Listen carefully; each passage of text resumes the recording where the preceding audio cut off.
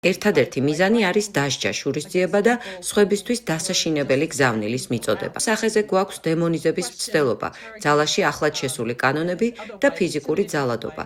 ეს ყველაფერი ავტოკრატიის მშენებლობის საყრდენია. დასჯა, შურისძიება და მოქალაქეების დემონიზება.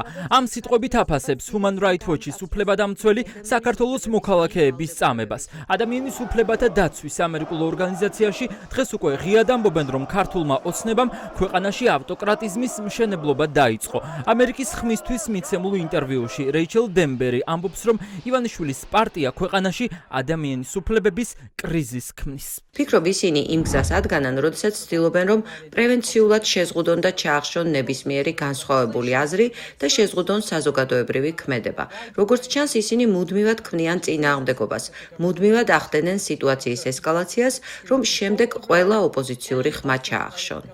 ამერიკულ უფლებადაცვით ორგანიზაციაში ქვეყნების ერთმანეთთან შედარება არ უყვართ, თუმცა ეს არის შემთხვევა, როცა Human Rights Watch-ი ამბობენ, რომ საქართველო ახლა ბელარუსის გზას გადის. ასე იწყებოდა თავის დროზე რეპრესიები რუსეთშიც, მაგრამ ივანიშვილის პარტიამ იმდენი შეძლო, რომ გადაუსწრო პუტინსაც. რეიჩელ დენბერი ფიქრობს, რომ ოცნების რეჟიმის მიერ კანონების გამკაცრება საბჭოთა წესებით და საბჭოთა მემკვიდრეობის მიხედვით მოხდა.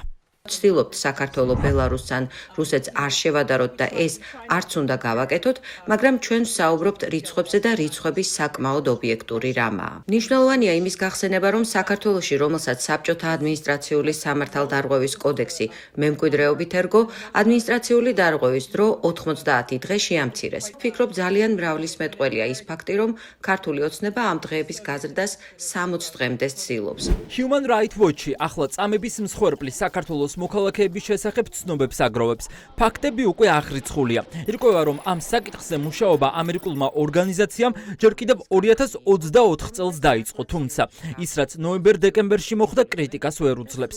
წამებაში მხილებული არც ერთი ნიღბიანი მოძალადე პასუხისგებაში მიცემული არ არის, რაც გავლენიანი ორგანიზაციისთვის ორმაგად შემაშფოთებელია და კითხვებს აჩენს. საქართველოს პროკურატურასაც მივმართეთ. ვკითხეთ, რა კონკრეტულ ნაბიჯებს დგამდნენ გამოძიებისთვის და არა დამოკმაყოფილებელზე უარესი პასუხი მივიღეთ. გარდა ამისა, აღრიცხული გვაქვს უშუალოდ აქციებზე მომხდარი სპეცრაზმის სრულიად უმოწყალო თავდასხმები ხალხზე, რომლებიც უბრალოდ ქუჩაში იდგნენ. არ არსებობს აბსოლუტურად არაფერი, რაც ამ ტიპის ძალადობას გაამართლებს. ნიღბიანი მოძალადეები ხალხის წინააღმდეგ რომ კოორდინირებულად მოქმედებენ, ამაზე აღარავინ დაობს. არსებობს ფაქტები, რომ აქციის მონაწილეებს ფორმიანები ქუჩაში ურტყავდნენ. ზოგიერთ წამების მანქანებში უსწორდებოდნენ და ასისხლიანებდნენ. ის ქმედებები, რომლითაც რეჟიმი პროტესტის ჩახშობას ცდილობს, იმ ტიპის დანაშაულს უტოლდება, რომელსაც ხანდაზმულობის ვადა არ გააჩნია. ის ბეკეტები, რაც გრჩება სამოქალაქო საზოგადოებას, არის რომ დავადოკუმენტიროთ სათანადოდ, გამოვიძიოთ სისტემატიურობა, რა ხასიათის იყო ეს დანაშაულები. რაღაც მომენტში აუცილებლად დადგება, ასე ვთქვათ, ის დრო, რომ სათანადოდ იქნება გამოძიებული. ეს დანაშაული წამება არის ერთ-ერთი ყველაზე მძიმე დარღვევა ადამიანის უფლებების. პროტესტის დროს ასეთი წამება მხოლოდ ბელარუსში იმახსენდება.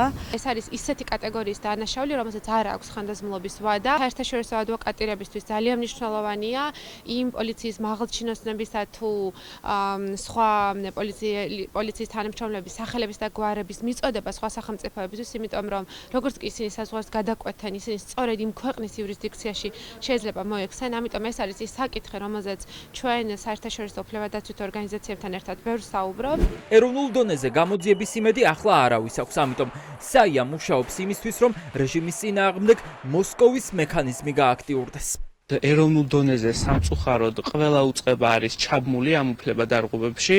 რა თქმა უნდა, უმნიშვნელოვანესი არის საერთაშორისო მექანიზმების გამოყენება, მათ შორის EUTOS მოსკოვის მექანიზმი, რაც დამოუკიდებელი ექსპერტების მიერ სიტუაციის უფლებადარღვევების გამოძიებას გულისხმობს, იქნებოდა მნიშვნელოვანი მექანიზმი აი ამ დანაშაულების გამოსაძიებლად. ჩვენ ამ ეტაპზე ვხედავთ, რომ საგამოძიებო ორგანოებს არ აქვთ არანაირი მზაობა იმისა, რომ ესეთი შემთხვევები მიღწევები სრულყოფილად და ეფექტიანად გამოიძიოს, იწყებს ხოლმე შეს შემთხვევაში გამოძიებას ფორმალურად, ისიც არასათანადო კვალიფიკაციით, ნაცვლად იმისა, რომ ეს ყველაფერი წამება და არასათანადო მოპყრობად შეაფასოს. ასეთი მძიმე და ასეთი პირდაპირი გზავნილები Human Rights Watch-ისგან საქართველოს იშვიათად თუ ახსოვს. ოპოზიცია ფიქრობს, რომ ნებისმიერი პატარა მტკიცებულებაც კი, რომელიც რეჟიმის დანაშაულს ადასტურებს, მნიშვნელოვანია და ივანიშვილის პარტიას ახალ სანქციებთან აახლოვებს.